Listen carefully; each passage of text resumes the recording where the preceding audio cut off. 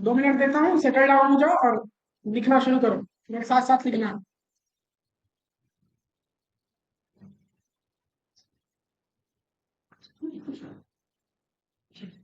पहली बात इसके बारे में होता है कि ये ऑब्जेक्टिव डाटा है।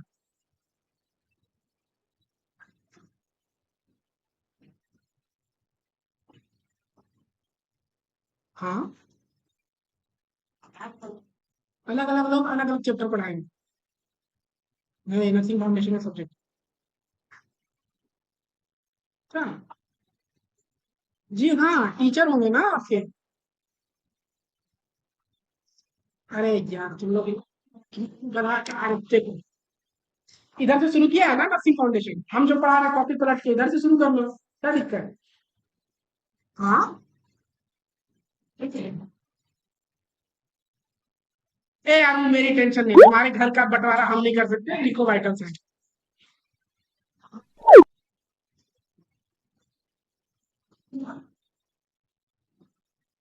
बिल्कुल। मेरे को नहीं याद कि हम अपनी बीएससी नर्सिंग 4 साल की जिंदगी में ईद मनाने भी घर गए थे, क्योंकि एक दिन की छुट्टी थी।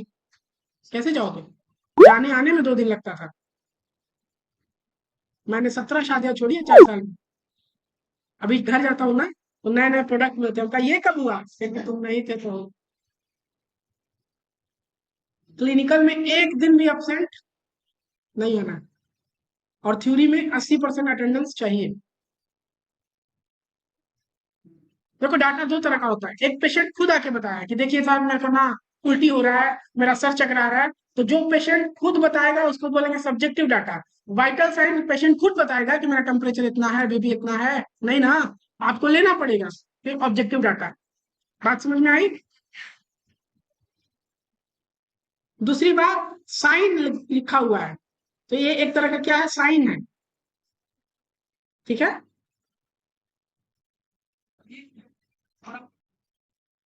ए भाई तू इंची टेप लेके घर बैठ जाना, नाप लेना, जो हम पढ़ा रहे हैं पढ़ाओ। किन सब क्लियर है?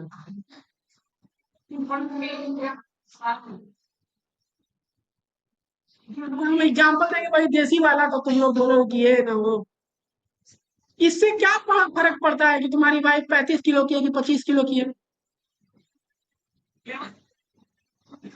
सिलेबस में हम नहीं कराई।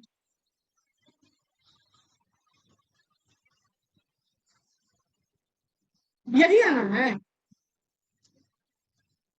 मतलब आप क्लास के स्टूडेंट हैं? मेरे को तो नहीं लगा यार, आ जाएंगे। आप ही का इंतजार कर रहे थे हम।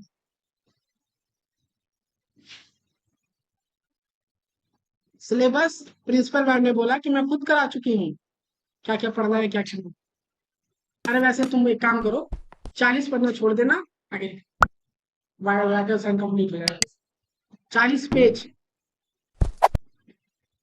अरे यार तुम लोग मेरा दिमाग अब खराब कर रहे हो, रफ कॉपी में लिखो और लिखना शुरू करो।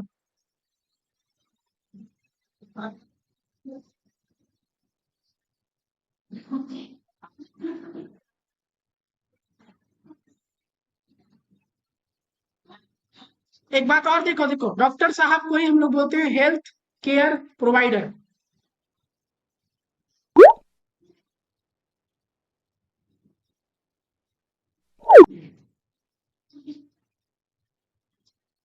साइन है, चेक किया जाता है डॉक्टर साहब के द्वारा या नर्स के द्वारा। कैसा डाटा है? ऑब्जेक्टिव डाटा है। सवाल आएगा, vital sign is a data, subjective data कि ऑब्जेक्टिव डाटा, तो आपका जवाब होगा ऑब्जेक्टिव डाटा, क्योंकि ये हम खुद से असेस करते हैं, पेशेंट नहीं बताता। आप लोग खुद से लिख लेना। बीच में पेन कैसे डाले हैं? लो, डाल दिया।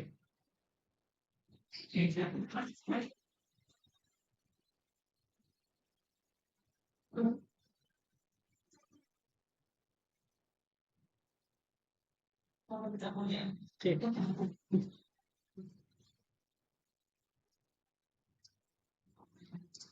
हो गया, आगे चले। अरे तो जल्दी करो ना, कोई देख लेगा। कोई मुझे बताएगा वाइटल साइन कितनी तरह के होते हैं? कोई माइकल लाल या माइकी लालिन?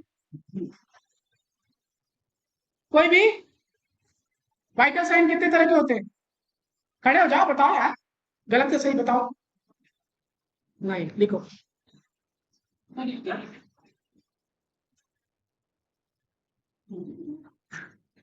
5 तरह के होते हैं, याद रखना। टी, पी, आर, बीपी और pen.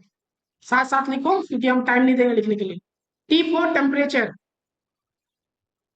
P for pulse, P for R for शाबाश, बी फॉर ब्लड प्रेशर, और पेन में लिखना देखो एक्सटर्नल विजिबल पेन। 1, 2, 3, 4, 5। पहले होते थे 4 ही, लेकिन ये नया ऐड किया गया है पेन को भी, ठीक है। क्या ब्लड प्रेशर, हाँ ये खुद से सुधार लेना, मैं थोड़ा जल्दी में होता हूँ ना, यहाँ पे बहुत चीजें पढ़ानी है। इतना दिमाग है तुम्हारे पास, हमारे पास थोड़ा कम है, पता है।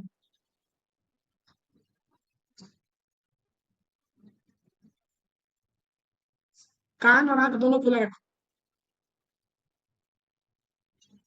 इतना टाइम नहीं देना मैंने, चलो आगे चलो।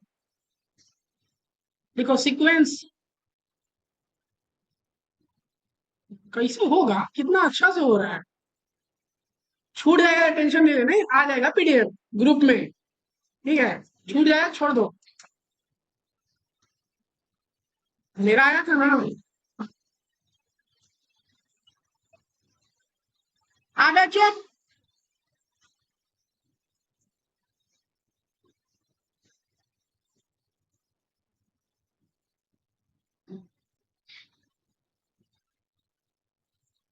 सीक्वेंस बताओ न्यू बॉर्न में कैसे लोगे। वाइटल साइन लेना पड़ गया, तो बच्चा जो अभी अभी पैदा हुआ है कैसे लोगे उसका वाइटल साइन सीक्वेंस। मतलब टी पहले लोगे, पी पहले लोगे, आर पहले लोगे, कैसे लोगे। तुम लोगों ने पहले पढ़ा नहीं है, तुम लोगों ने पहले पढ़ा नहीं है, तो मैं बता देता हूँ, ठीक है, याद रखना इसे। आर, पी, टी, समझ रहे हो ना। R for respiration, P for pulse, T for temperature, और फिर लोगे बीपी। पूछो क्यों। क्योंकि जब बच्चा तुरंत तुरंत पैदा होता है तो उसका लंग्स डिसफंक्शनल होता है, तो डॉक्टर साहब पिछवाड़े पे मारते हैं एक झटका, तो उसको लगता है शॉक। शॉक के बाद उसका लंग एक बैग एक्टिवेट होता है। तो अगर तुम टेम्परेचर लेने लगे तो रेस्पिरेशन छोड़ दोगे, तो रेस्पिरेशन एक्टिवेट ही नहीं होगा, तो बच्चा मर सकता है ना। इसीलिए पहले रेस्पिरेशन, क्योंकि तुम ये ध्यान दोगे कि वो सांस ले रहा है कि नहीं ले रहा है।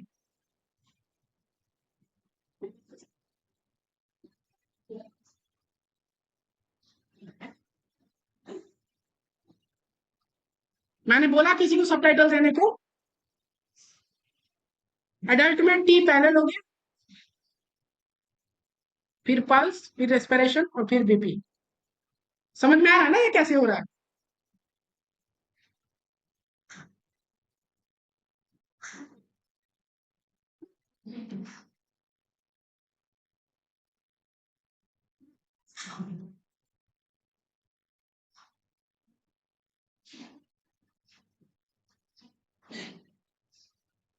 वाइटल कंपोनेंट में लिखना पहला टेम्परेचर,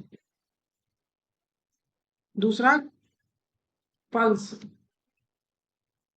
तीसरा रेस्पिरेशन, चौथा ब्लड प्रेशर। ये यार देखो, तुम्हारा सिलेबस है बहुत बड़ा, और अगर हम शॉर्ट फॉर्म करके नहीं चलेंगे, तुम लोग, तुम और हम टाइम काटने थोड़ी ना आए हैं। टाइम काटना है तो बोलो, एक ही दिन में लिखवाते हैं अच्छे से। तुम यहाँ टाइम काटने नहीं आए हो। एक चीज और याद रखो, इंक्रीजिंग कभी होगा तो हम ये साइन यूज करेंगे, डिक्रीजिंग होगा तो ये साइन यूज करेंगे। तुम्हें समझना है कि इंक्रीजिंग है डिक्रीजिंग है। हम लोग यहाँ टाइम काटने नहीं आए हैं, हमें पढ़ना है, और बहुत कम समय में सारी चीजें पढ़नी है।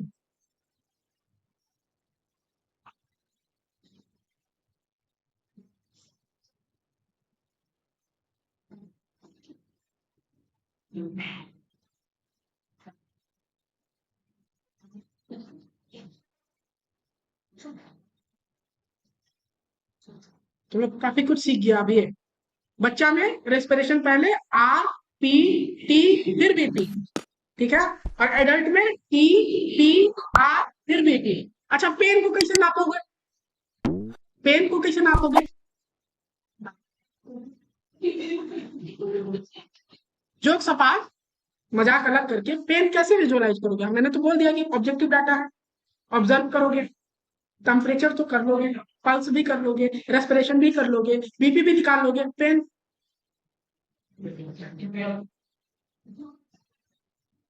फेशियल एक्सप्रेशन से पेन की ग्रेडिंग देनी होती है, जब पेन पढ़ेंगे हम लोग तो पढ़ाऊंगा, ठीक है।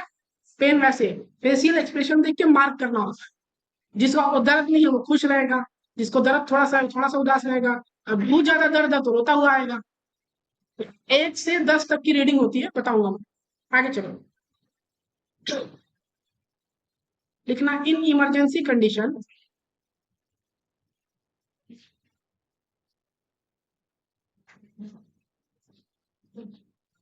Fifth vital sign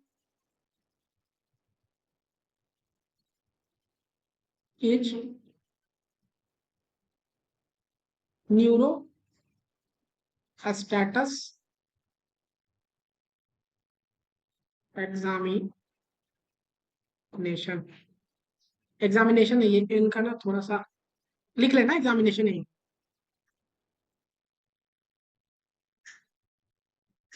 I am not new to this technology, तो थोड़ा सा अडॉप्ट करने में दिक्कत हो रही है। क्रैश हो गया, बस के ऊपर बस चढ़ गई, आदमी शॉक में जाएगा। शॉक में जाएगा तो दिमाग काम करना बंद कर देता है। तो इन इमरजेंसी कंडीशन आप आइएगा तो पहले उससे पूछिएगा कि आप कौन है, आपको पता है, आपका नाम क्या है, आपको पता है, आप कहाँ हैं, आपको पता है। इस एग्जामिनेशन को ही बोलते हैं न्यूरो स्टेटस एग्जामिनेशन।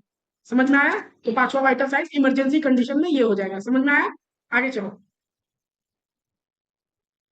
एक लाइन और लिखो, इन आईसीयू। आईसीयू समझते हो ना? सेटिंग फिफ्थ वाइटल साइन क्या हो जाएगा बताओ?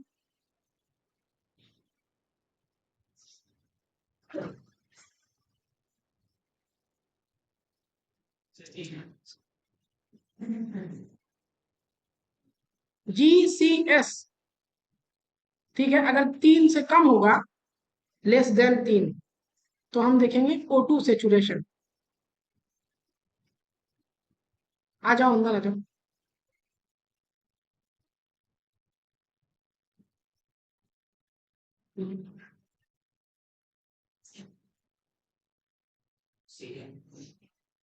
प्यूपलरी रिएक्शन, ठीक है। एक मिनट बता रहा हूँ।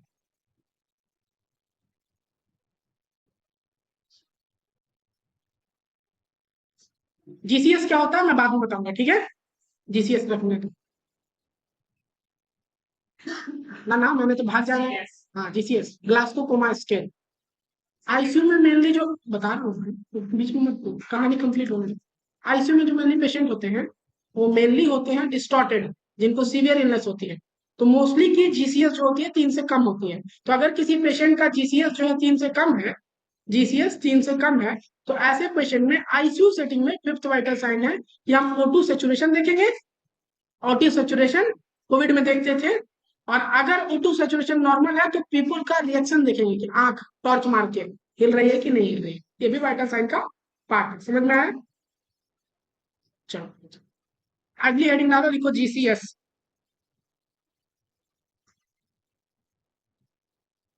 इन ICU setting fifth vital sign are. Are मतलब है, आर मतलब है। है क्यों? अगर जीसीएस 3 से कम हुई तो O2 सेचुरेशन देखेंगे। अगर नॉर्मल हुई, 3 से ऊपर हुई, तो हम क्या देखेंगे? पिपुलरी रिएक्शन, टॉर्च मार के आंख, पीपल जो है ना, ये टॉर्च मार के इसको देखना है कि डायलेट हो रहा है, कॉन्स्ट्रिक्ट हो रहा है कि नहीं। ये नहीं होता है ना, ये साइन है ब्रेन डेड का। अगर एक ही जगह पे फिक्स्ड हो गई है, डायलेट हो गई है, तो इसका मतलब है कि ब्रेन डेड हो चुका है। मोस्टली कोमा के केस में आप टॉर्च मारिएगा, हिलाइएगा, डुलाइएगा, no reaction, fix and dilated. Coma में नहीं है, थप्पड़ों मारेगा वो।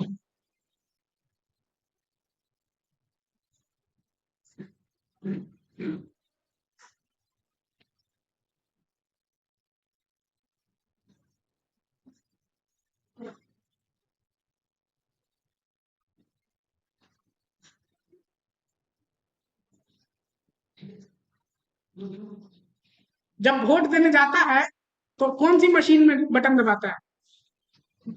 उस मशीन का नाम क्या है? EVM। आई फॉर लिखो, आई रिस्पॉन्स।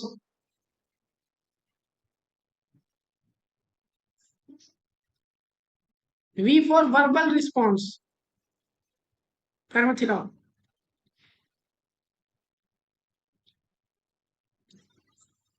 M से मोटर रिस्पॉन्स।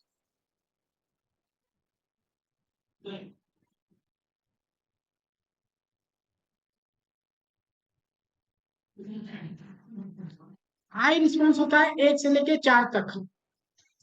वर्बल रिस्पॉन्स होता है 1 से लेके 5 तक। और मोटर रिस्पॉन्स होता है 1 से लेके 6 तक। तो अब मेरे को जरा एक बात बताना कि मिनिमम रीडिंग कितनी आएगी, मिनिमम वैल्यू?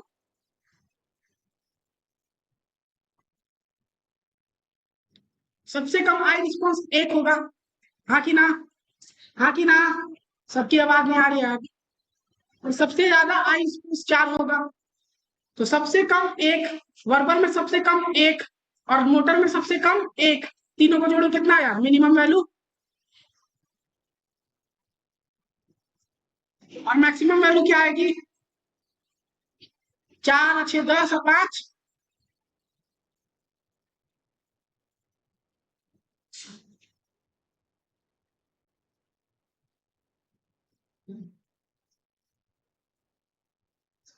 आपके लिए एक होमवर्क है, गूगल पे डालना GCS और पढ़ के आना।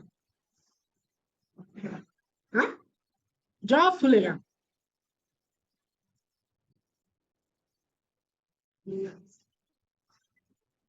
अब एक चीज और देखिए, ध्यान दो। यहाँ लिखना GCS, ठीक है? नीचे में लिख रहे हैं। बड़ा बताओ, अगर किसी आदमी का GCS 3 आ रहा है तो वो रिस्क में है कि रिस्क से बाहर है? रिस्क में है। इतना तो मोटा मोटा तुमको लग जाओगे पता। और 8 से ज्यादा आ रहा है तो रिस्क में है, लेकिन उतना ज्यादा रिस्क नहीं है। और 15 आ रहा है तो सबसे फाइन है। पता लग गया? वही लिखना। 8 से ज्यादा आया तो नॉर्मल।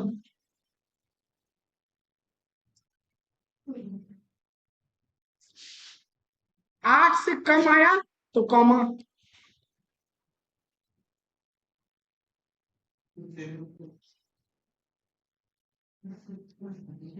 8 से ज्यादा मतलब 9, 10, 11, 12, ये ठीक है। और 3 से कम आया तो डीप कॉमन। 3 के बराबर या 3 से लेस, तो इसको बोलेंगे डीप। यार इसको ना घुमाना पड़ेगा।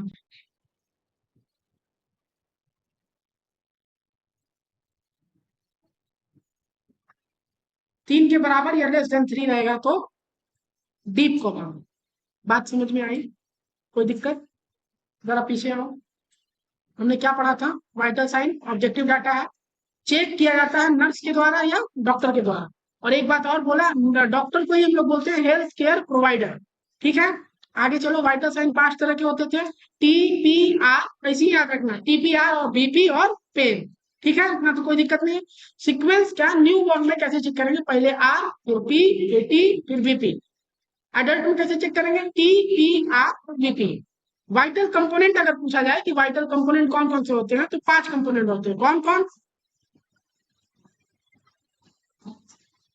पेन, पेन जब बोलना है तो ये बोलना है एक्सटर्नल विजिबल यानी कि ऑब्जर्वेबल पेन। पेन है लेकिन वो पेन किलर खा के आए तो क्या हम पेन असेस कर पाएंगे? नहीं ना। तो जो विजिबल होगा वही असेस कर पाएंगे ना।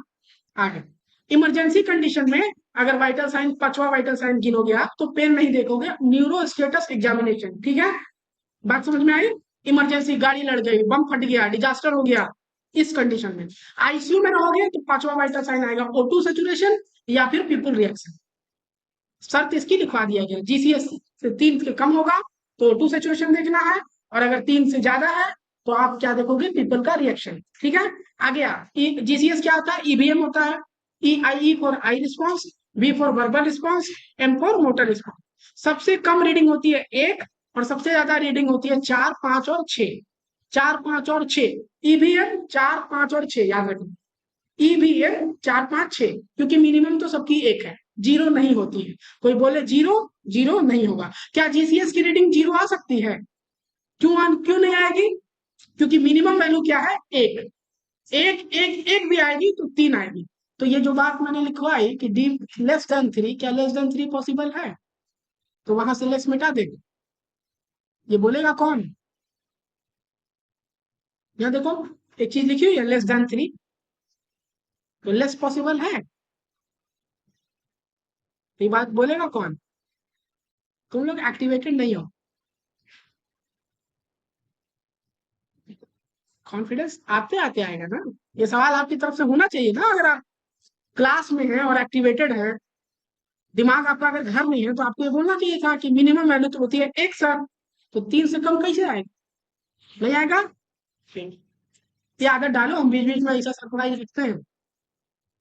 आगे चले। अरे आगे चला जाए।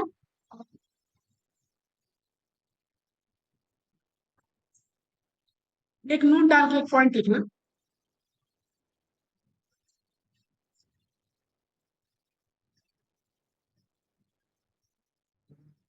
ये आवाज कैसे आ गई?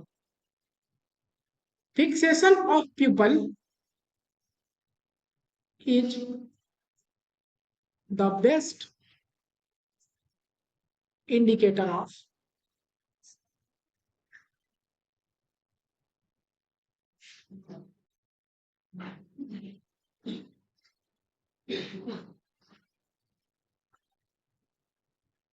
immediate brain death।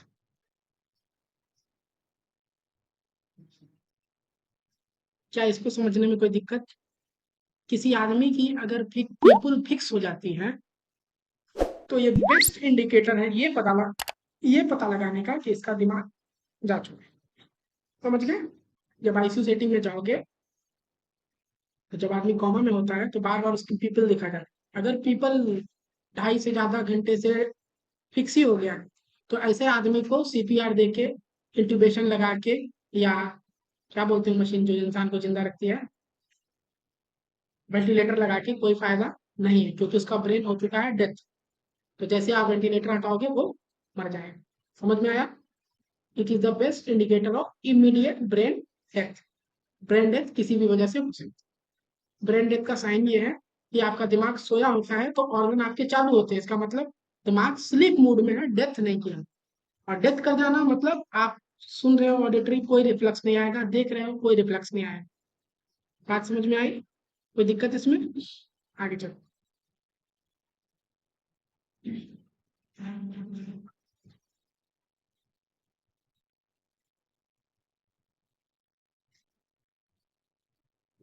एक लाइन लिखो वेन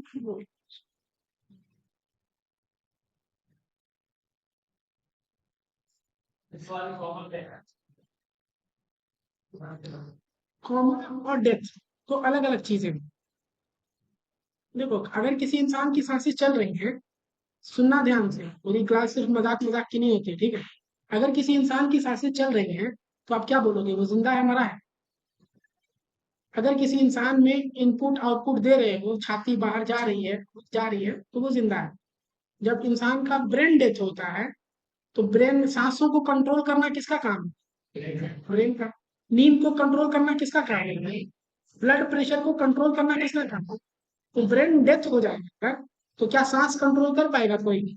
सांस लेगा कि नहीं लेगा? नहीं नहीं। बीपी कंट्रोल होगा? नहीं। बीपी चलेगी कि नहीं चलेगी? दिल का धड़कन कंट्रोल होगा? दिल धड़केगा कि नहीं धड़केगा? लेकिन हुआ क्या है, इंसान का ब्रेन डेथ कर गया। सांस वो खुद से नहीं ले रहा, मशीन ले रही है। सांस तो चलेगी। सांस वो खुद से नहीं ले रहा, इंटुबेशन करके मशीन दे रही है, तो सांस तो चलेगी। बीपी वो खुद से मेंटेन नहीं कर पा रहा, नॉरेट लगा के तुम बीपी ऊपर किए हुए कि बीपी चलती रहे, तो क्या नॉरेट हटाओगे तो बीपी सेम रहेगी? तो ऐसे आदमी को 4 दिन और रख के आईसीयू में खर्चा बढ़ाने से कोई फायदा है? कॉमा कॉमा होती है जब इंसान को नॉलेज होता है कि आज उठे या 4 साल के बाद उठे, ये वापिस आ जाएगा। That stage is comma. Brain dead मतलब कॉमा ही है। ब्रेन ही खत्म हो गया है, तो वो कभी वापिस आने वाला नहीं। जब आप हायर क्लास में जाइएगा तो ब्रेन डेड से रिलेटेड मैं बहुत कुछ पढ़ूंगा।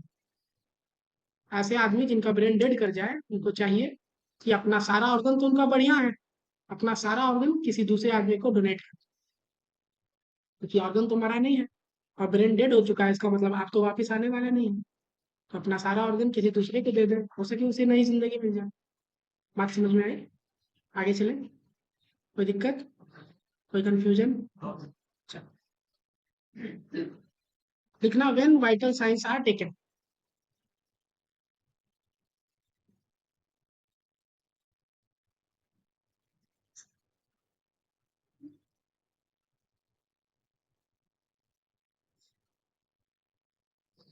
इसमें पहली बात लिखना, फीवर है पेशेंट को या इन्फेक्शन है, तो वाइटल साइन कब कलेक्ट करोगे?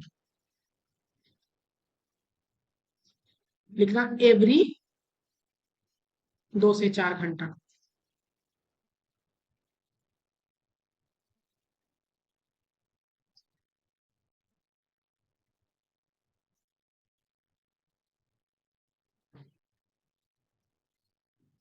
दूसरा, अगर पेशेंट जो है, पेशेंट इज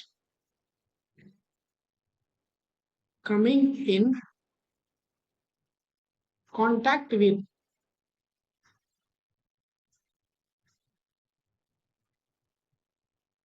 इन्फेक्टेड,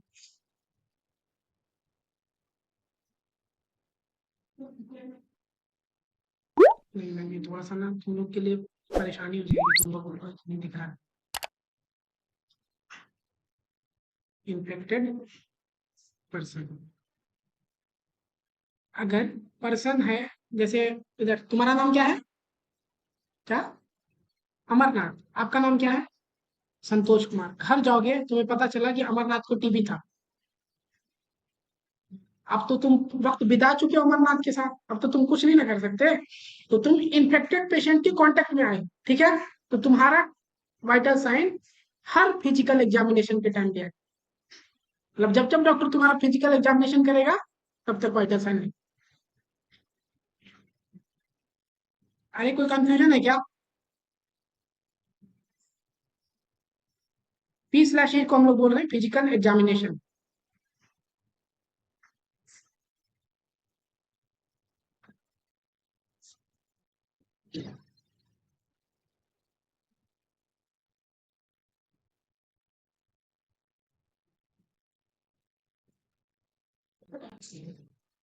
ये हम पढ़ा रहे हैं कि कब कब आपको वाइटल साइन लेना है, ठीक है।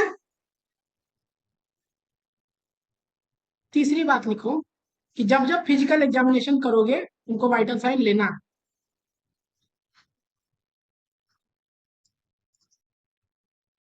चौथी बात लिखो, बिफोर एंड आफ्टर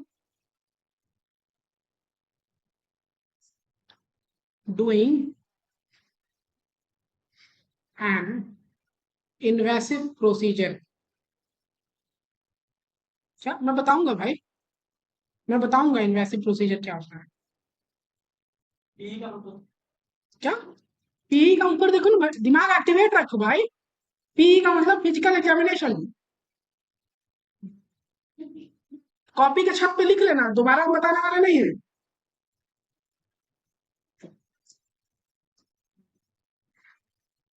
हो गया?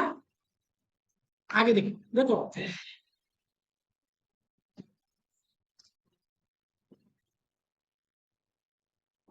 हो गया?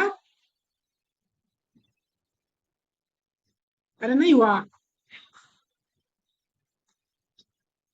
प्रोसीजर जो होते हैं, हालांकि ये ना क्लास इनको लेना ही नहीं चाहिए था, इनको बेसिक भी नहीं पता। प्रोसीजर दो तरह के होते हैं, लिखना नहीं है, लिखना नहीं है।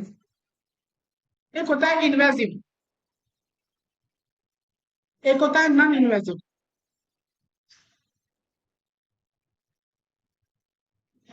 इन्वेसिव का मतलब जिसमें चीरा टाका हो, चीरा लगाओ, टाका लगाओ, ऐसे प्रोसीजर को बोलते हैं इन्वेसिव प्रोसीजर। जैसे तुम्हारा अपेंडिक्स निकालना है तो हवा में निकालेंगे जादू करके, चीरा लगाएंगे ना, वो इन्वेसिव प्रोसीजर बोलते हैं। जैसा तुम्हारा बीपी लेना है, ये भी प्रोसीजर है।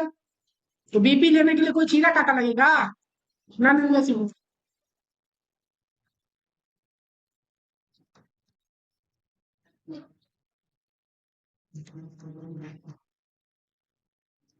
ये पीपीटी में ही रहेगा, ठीक है, समझने के लिए तुम्हारा। ठीक है, तो जब भी तुम कोई इन्वेजिव प्रोसीजर करोगे, जैसे किसी का ऑपरेशन है, तो ऑपरेशन में जाने से पहले भी वाइटल साइन लेना है, और ऑपरेशन से आने के बाद भी वाइटल साइन लेना है। और क्योंकि वो इन्फेक्शन का रिस्क है, इसीलिए हर 2 से 4 घंटे पे वाइटल साइन लेना है। अच्छा, नॉर्मल आदमी का वाइटल साइन कब लोगे? नॉर्मल आदमी का वाइटल साइन कब लोगे? अरे बताओ, तुम नॉर्मल है कि नहीं? पिछले 10 दिनों में कभी वाइटल साइन लिया है? जरूरत ही नहीं है। जो बीमारी नहीं है उसका वाइटल साइन क्यों लेगा? जो बीमार ही नहीं है उसका वाइटल साइन क्यों लेगा? झूठे का टेंशन बढ़ाने को है 110 बीपी चला गया। तुम ठीक है ना? ठीक है, चले आगे, कोई दिक्कत?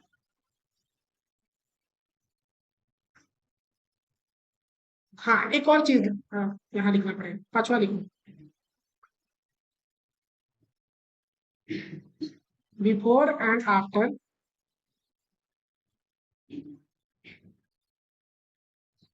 डूइंग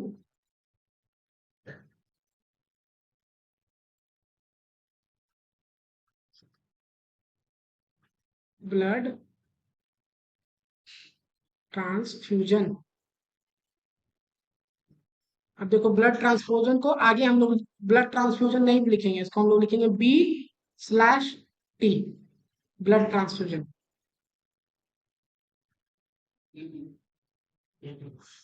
ठीक है, मतलब खून अगर आप चढ़वाते हैं तो उससे पहले भी और उससे बाद भी वाइटल साइन लेना जरूरी है। कब कब लिया जाता है पता हो गया तुमको? पहला, फीवर है या इन्फेक्शन है तो हर 2 से 4 घंटे पे। किसी पेशेंट के कांटेक्ट में आए तो फिजिकल एग्जामिनेशन जब होगा, इसको टीपीआर लेना पड़ेगा। फिजिकल एग्जामिनेशन जब जब होता है, हर दिन में सुबह सुबह तुम फिजिकल एग्जामिनेशन करते हो, तो आपको टीपीआर लेना है, वाइटल साइन लेना है। किसी सर्जरी में जाने से पहले, जाने के बाद वाइटल साइन लेना है। और बीटी चढ़ा रहे हो, ब्लड चढ़ा रहे हो, लिम्फोसाइट चढ़ा रहे हो, प्लेटलेट चढ़ा रहे हो, कुछ भी चढ़ा रहे हो बॉडी में, तो उससे पहले और उसके बाद में वाइटल साइन लेना जरूरी है। समझ में आई बात? आगे चलते हैं। अगला आइडिया डालो, बॉडी टेम्परेचर।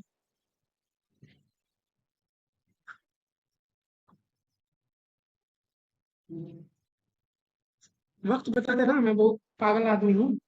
मैं 2 घंटा पढ़ा दूंगा, बाहर में वेट करते रह जाएंगे कि आया सर निकले तब ना। 14:44, ठीक है। अरे अभी तक किसी को कोई प्रॉब्लम है क्या? वाइटल साइन ऑब्जेक्टिव डाटा होता है, मेरे साथ सब बोलो, कैसा डाटा होता है? नहीं बुझाया? वाइटल साइन कैसा डाटा है? चेक कौन करेगा? डॉक्टर या नर्स? डॉक्टर साहब को ही हम लोग बोलते हैं HCP, हेल्थ केयर प्रोवाइडर। ठीक है, आगे बढ़ो। वाइटल साइन 5 तरह की कौन कौन? बीपी और सीक्वेंस, न्यूबॉर्न का पता है, RPT और BP। सीक्वेंस एडल्ट का TPR और BP। वाइटल कंपोनेंट 5 होते हैं।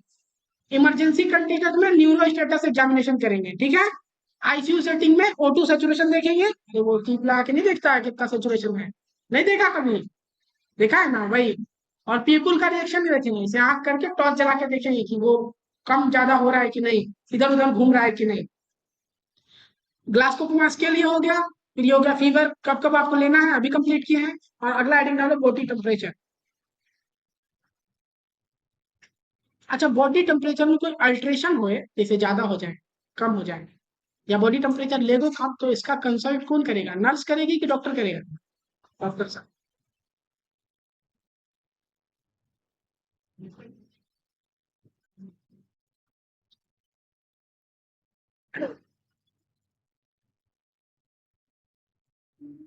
विटनेस जो रहती है, गवाह, वो रहती है नर्स।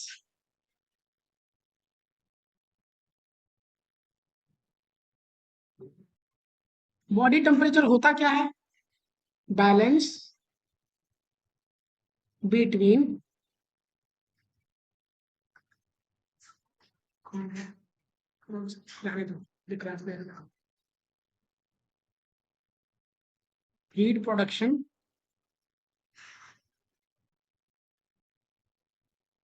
And heat loss.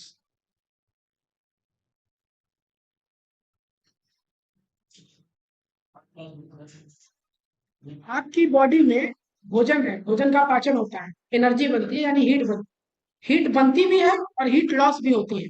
तो इसी के बैलेंस को हम बोलते हैं बॉडी टेम्परेचर। आप वो बॉडी टेम्परेचर जो बैलेंस है वो होना चाहिए 98.6 डिग्री फॉरेनहाइट। ठीक है, पता चल गया।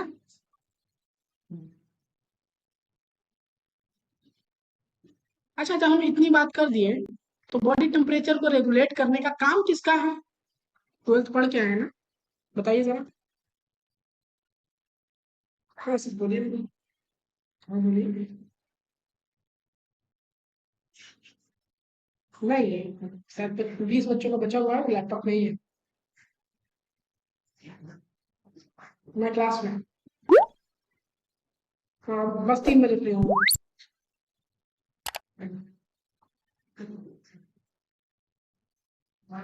बताइए जरा। थर्मो मतलब हीट। थर्मो मतलब हीट। थर्मो रेगुलेटिंग सेंटर कौन सा है?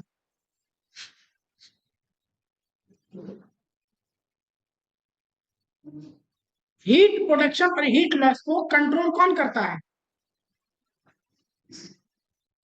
इस सेंटर का नाम है हाइपोथैलेमस।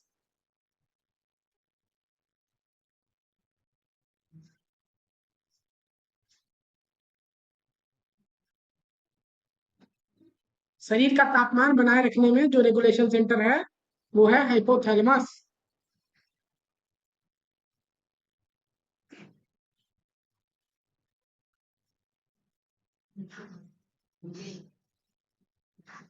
हाइपोथैलेमस में भी दो भाग होते हैं, दैट्स नॉट माय टॉपिक। ठीक है, वो एनाटॉमी फिजियोलॉजी वाले सब पढ़ाए।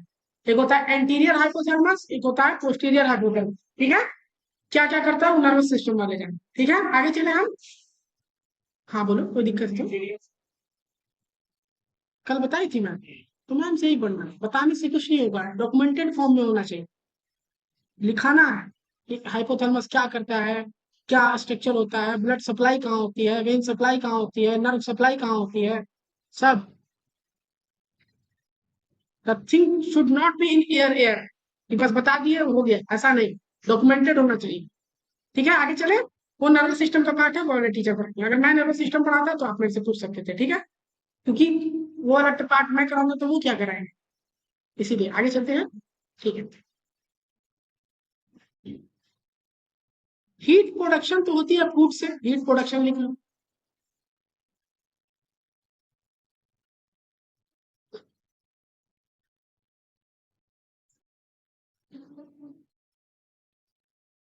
हीट प्रोडक्शन कौन कराएगा? फूड। जो आप खाना खाएंगे उसका एनाबॉलिज्म और कैटाबॉलिज्म होगा बॉडी में, जिसकी वजह से एनर्जी जनरेट होगी। वही एनर्जी क्या है? हीट। हीट। तो हीट प्रोडक्शन कराएगा फूड। फूड। ठीक है। हीट लॉस कौन कराएगा?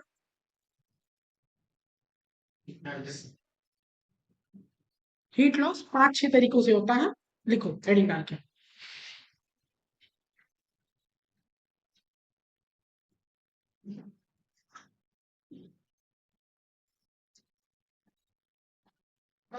पहली हेडिंग डालना, वे ऑफ हीट लॉस।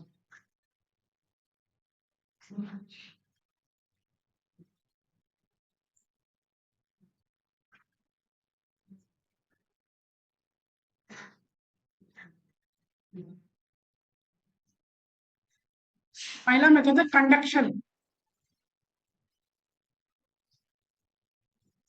अब जरा समझ लो, ठंड है, ठीक है, और तुम्हारी महबूबा का कॉल भी आया हुआ है बहुत जोर जबरदस्त तरीके से।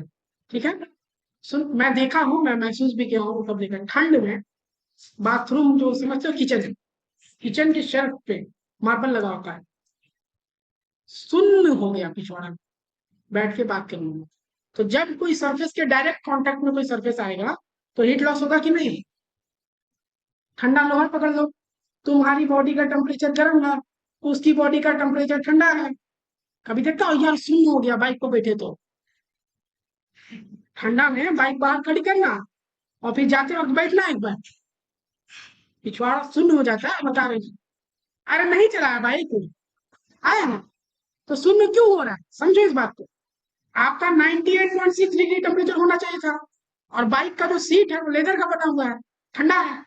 तो कंडक्शन मेथड अप्लाई हो रहा है, एक सरफेस के डायरेक्ट कांटेक्ट में होने की वजह से हीट ठंडे वाले सरफेस में जा रही है, तो आपके मतलब बैक साइड में हीट रही रही, तो आप महसूस नहीं कर पाए, उसी को बोलते हैं आप सुनो। तो इस मेथड का नाम है कंडक्शन। लिखो, heat loss by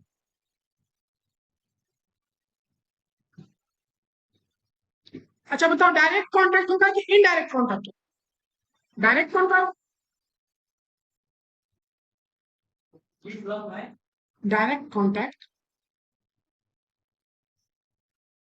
of the two surfaces, surface.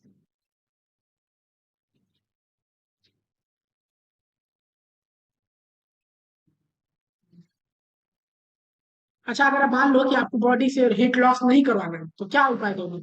कि भाई ठंडी चीजों से दूर रहना है।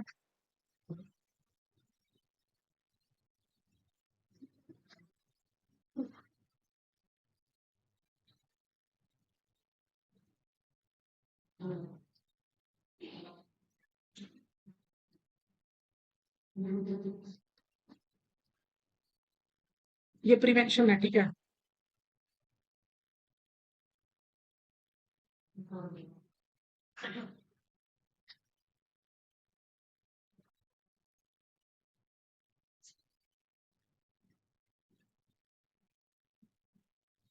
कपूर देखा है? कपूर कैसा होता है? Solid, liquid, gas.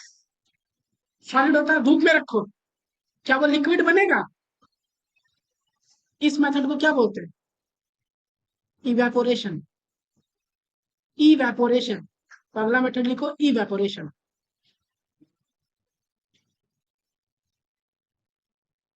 क्या हीट का स्पेलिंग गलत है?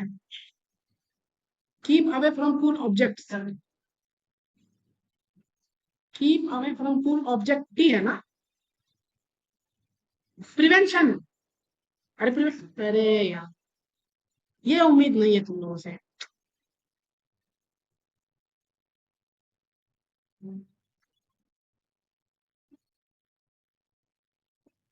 PREVENTION।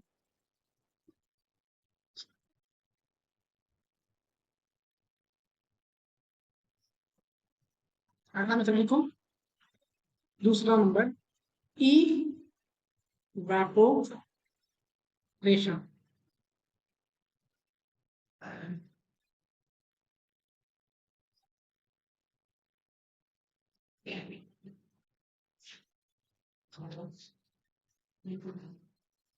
देखो, इसमें डायरेक्ट कांटेक्ट होता है, पर आदमी, जैसे आपकी बॉडी का टेम्परेचर है, वो सीधे गैस में होके उड़ जाएगा, सीधे गैस बनेगा और निकल जाएगा। तो हीट लॉस बाय एवापोरेशन, इसमें क्या लिखा होगा?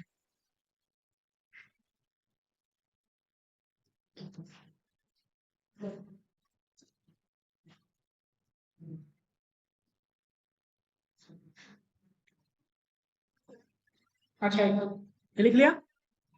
कल्पना करो, ठंडी का मौसम है, ठंडी का मौसम है, और तुमने अभी अभी खाना खाया है, खाना बन के उतरा है डेगची से नीचे, ठीक है। अब वो डेगची है, उसके सरफेस पे हम हाथ चटाएंगे तो गर्म होगा, समझ में आता है। लेकिन सरफेस से 2 सेंटीमीटर दूर ही हाथ रखना, वो गर्मी का एहसास होगा कि नहीं? तो इससे भी तो हीट गेन हो रही है, तो हीट लॉस भी होगा, हाँ कि नहीं? होगा। तो इस मेथड को क्या बोलते हैं? रेडिएशन। रेडिएशन, नहीं जानता रेडिएशन? पृथ्वी दिन भर सूरज की ऊष्मा अवशोषित करती है, ठीक है। और रात को पृथ्वी क्या करती है, वही ऊष्मा, क्योंकि पृथ्वी गर्म हो गई है, तो वही आसपास में वही हीट इमिट करती है, उसको बोलते हैं रेडिएशन। लिखो अगला, ये दूसरा तरीका। तीसरा,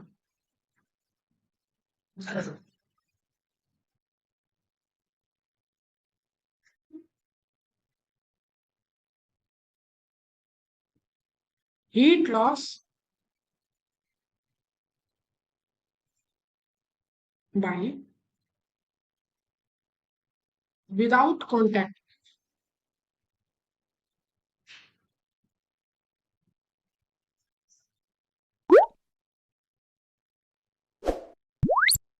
कूल ऑब्जेक्ट्स।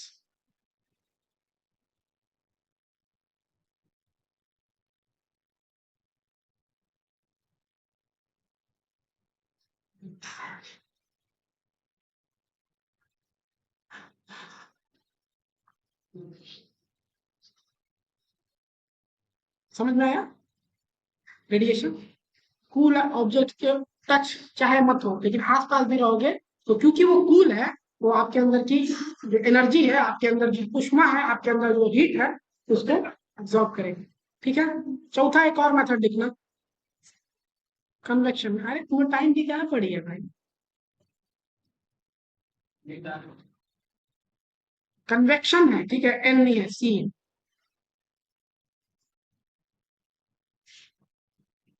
क्या हुआ? देखो उनका हीट लॉस हो गया है।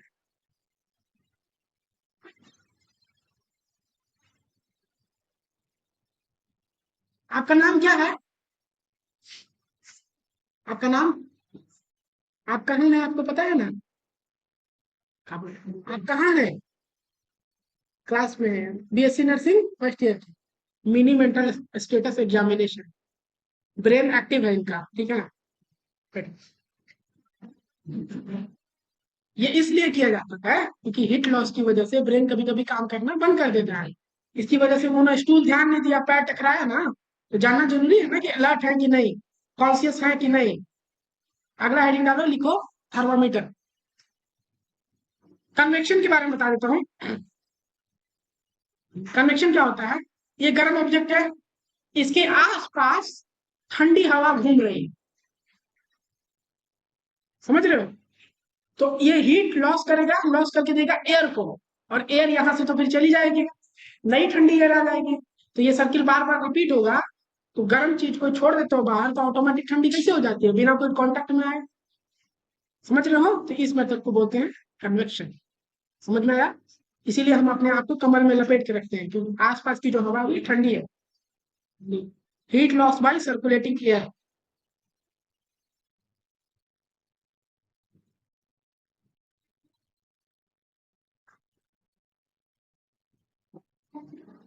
हाँ, आवाज क्यों आ रही है भाई?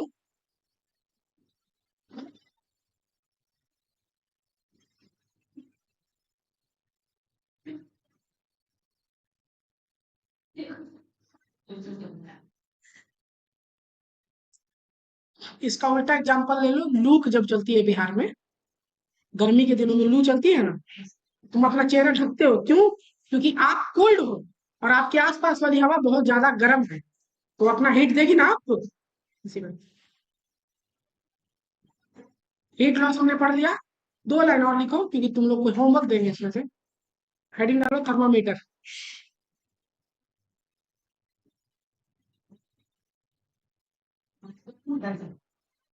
चार ही लिख लेना। एक दो तीन चार, चार ही होता है। कर लेना भाई, चार क्या दिक्कत हो रही है? एक और होता है लेकिन अभी तुमको नहीं बता सकते, अभी तुम लोग मजाक बनाने लगे उस चीज का।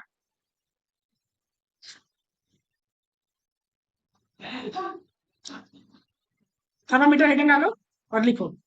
टेम्परेचर नोट डाउन करने के लिए जो इक्विपमेंट इस्तेमाल में हम लाते हैं उसको क्या बोलते हैं? थर्मामीटर। कितने टाइप का होता है? कौन कौन? पहला होता है डिजिटल थर्मामीटर का टीएच लिख लो, पूरा थर्मामीटर लिखना है तुमको। और दूसरा टाइप क्या होता है? एनालॉग, पारा वाला थर्मामीटर।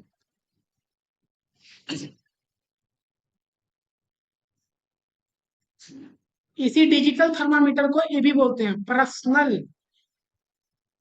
थर्मामीटर। अच्छा, रीडिंग टाइम बताओगे जरा? रीडिंग टाइम 1 से 2 मिनट।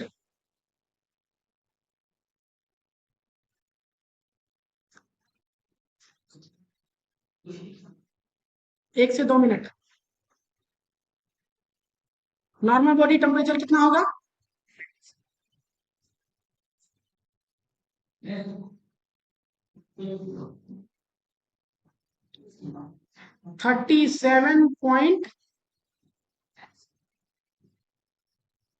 98.6 डिग्री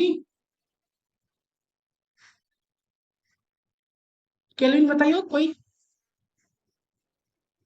केल्विन बताओ। 273 प्लस 37 की 90 से कौन सा जोड़े? कौन बोला 98?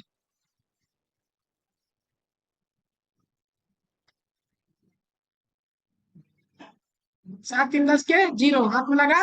एक 27 और 3 30, 30 और 31।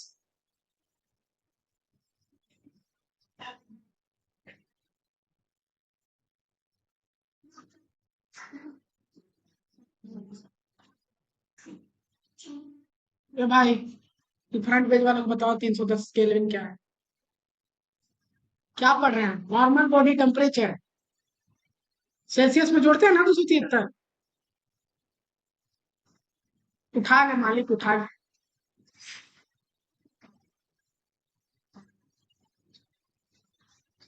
आज के लिए इतना ही रखें।